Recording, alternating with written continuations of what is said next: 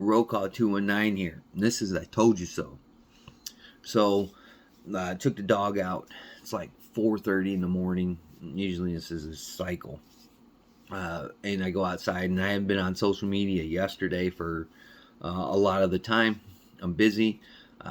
Helped out at the VFW last night, and pretty much took a shower and went to bed. So I wake up, take him out, and everybody's on the warpath. Here are your usual suspects: Military Arms Channel, all these guys, gun owners of America freaking out. All these guys are doing their thing. They're beating the drum. Boom, boom, boom. HR 4350. I'm trying to find somebody that has a perspective here on the breakdown of this bill. All right, because it was voted on as passed, and it's in there, right? So I guess it's something that I'll have to look it up, because everybody's not telling you what the bill's about. They're just telling you about the anti-gun legislation in it. What was the premise of this bill? I need substance to this. What's the premise of this bill? Why was it introduced? Why was it voted on? And why did it pass? But I guess I'm gonna have to do my own research. Again, I really don't depend on other people, but I'll do my due diligence on this one. And if I'm wrong, go down there in the comment section and correct me. I stand corrected if anything's wrong. But I believe this is like a military spending bill. And I seen AOC was crying a tad bit on the news last night about the funding for Israel.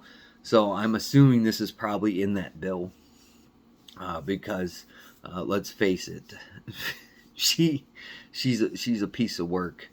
So the one person that I could kind of gather from said that this is it's basically a military funding bill, but at the way bottom of this bill, like all the way down, probably the last page on this is where the anti-gun legislation comes into, and it's a lot that has to do with the military. And if you're not familiar with firearms, or you forgot about your 4473s, the 4473s have been arranged directly aimed at military. So all you military personnel,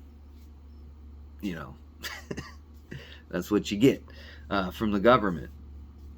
So a lot of this stuff is being aimed at the military, and I believe this is down there somewhere where it has to do with the military. Again, red flag laws are red flag laws. They're a problem. They don't give due process.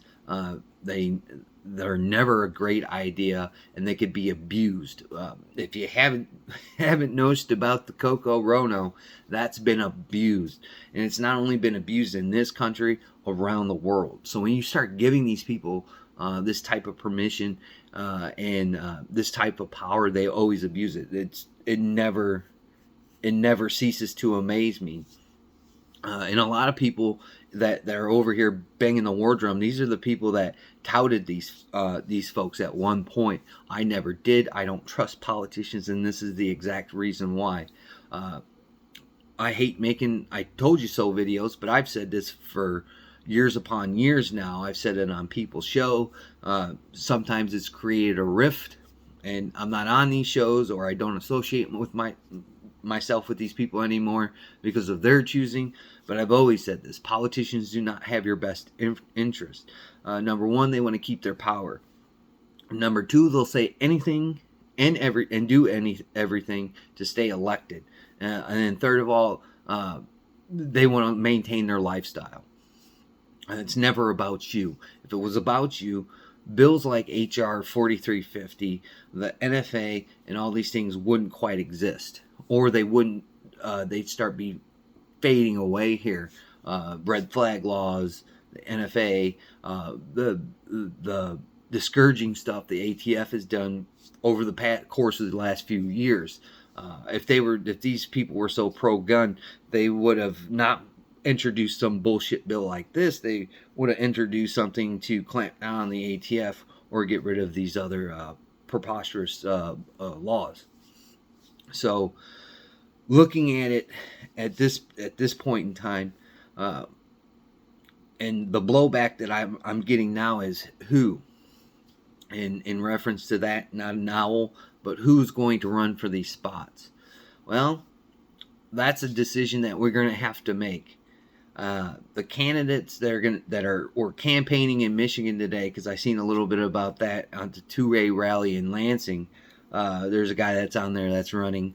If you have the ability to talk to this gentleman, and I forgot his name, you need to tell him when these representatives like Crenshaw, like Cawthorn, and like Cheney do this stuff, you have to put in perspective to these people that are running for these positions that, number one, you're going to do what the people say.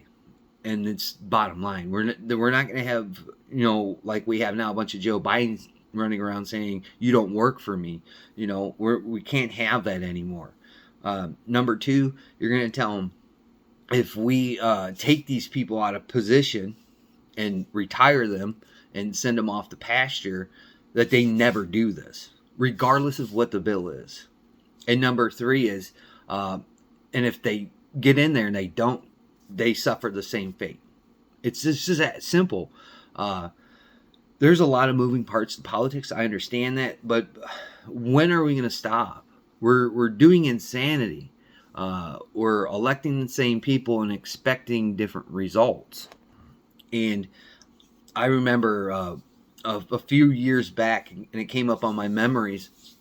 I walked into the county courthouse here in my home state of Indiana, and I was very offended when they tried to tell us that we couldn't shoot on our own property. We had to do this, we had to do that, we had to abide by this law. They were talking about fees to shoot on your own property. And I remember specifically off of that speech that I had said that if I had to cut my hair, because my hair was long at that time as well, if I had to cut my hair and put on one of those suits and run against you, I would. And you know what? Their demeanor on that board was like, look at this guy, blah, blah, blah. And then when I started reiterating that and telling them what I thought, things erupted in cheer. And it wasn't for them. And that bill never came to light. That law never came to light. And when are we going to start doing this? When are we going to start doing this on the federal level? It's a little bit tougher at times. I understand what they're doing. But beating the war drum and saying, ooh, look who voted for this. That when is that going to stop? When are they going to actually be held accountable? When are people going to really step forward and start taking these spots, taking these positions, winning the election, and pushing forward and striding? I don't know when that's going to be either, and I don't know who it's going to be, but the people that are now representing themselves, that they want these jobs, that they want this responsibility, and they want to work for the people, these are the questions you should be asking these people when they show up at the stuff like at Lansing, or if they show up at your Second Amendment rally, or they just stand up at a rally at any kind of cause. And these people that want these spots, this is when you start pressing them with the issues. This is when you start researching your information. This is when you put it on them. And if they don't want to listen to you, they don't want to talk to you, or they'll tell you they'll get back to you, these are probably going to be the same people that fall in line. And we can't have that. For the state of Indiana, Bard, Banks, Pence, and Walorski, these are the same. A lot of people are shitting on Indiana, but if you're not familiar with Indiana politics, these are the same people that are considered rhinos. These are the same people that are hawkish on the military. These are probably the same people that don't read these bills when they hit their desk because they're so long and construed and filled with garbage. But these are the same people. I particularly know a couple of these people. Not only that, constitutional carry was a real reality here. And who do you think didn't like constitutional carry? Not who you think. Some of these people on this list here. So that should really tell you the furtherness of where we need to go as a populace in anybody's state, regardless. At this point, there is no lines that are drawn. It's running rampant throughout the country whether it's unlawful orders, crazy politicians, or just outrageous spending from the federal government. It's rampant at this point. When are we going to clamp down on it? I hope people step forward and take this responsibility. I believe being in the House of Representatives, in the Senate, or in the White House, it's not a job. It's a duty, and it's not a lifelong duty. It's not a lifelong job. It's for a specific amount of time to correct the things that are wrong at one certain point and kind of put it back on track. That's how the founding fathers wanted it to be. Not a lifelong thing where people sit in these positions for 60 years, still doing the same thing, padding their pockets, hating the populace, and then living a lavish lifestyle while you live in poverty. So this is nothing new. The same old people are beating the war drums. The same old people are voting for this stuff. Boebert, Bob Good, and Dan Bishop did not vote for this bill. So I'm not a big proponent of Boebert, Bob Good, Dan Bishop, but your same old people: Crenshaw, Cawthorn, Cheney, especially the senators or the representatives from Illinois. Those people are the same old. But when you see Crenshaw right now, his wheels are turning. Oh my God, what am I going to do now? I voted for this bill. It has anti-gun legislation in it. I got burnt about the TAP Acts. Now I'm going to get burnt about this. It's time for Dan Crenshaw to leave and retire, for you folks in the state of Texas. I'm not trying to tell you what to do, but when this man continues to do stuff like this, you need to wake up and smell what you're shoveling. And the same goes for Cawthorn. I talked about him the other day on my show Wednesday, Rants and Raves, about he's an odd fellow. Some videos that have surfaced make him an odd fellow, and this is something that I kind of expect from people that sit in the House and rah rah rah, impeach Joe Biden, and they say the things that you want to hear. But then they go off and they do things that totally contradict their sayings to their constituents and to the country as a whole. I don't know what to tell you guys. It's the same old story. When is it going to change? I don't know. Hopefully on this next cycle, things start to perspire to having these people put out the pasture and having a new set of folks come in there that are going to actually toe the line, and they're going to actually vote these kinds of bills down, or at least take a look at them. Because now a lot of these people are going to be scrambling excuses. You're going to hear excuses. You're going to hear fear-mongering and, oh my God, the sky is falling from people across YouTube. You're going to hear this for the next, until this fades away and there's some new dilemma.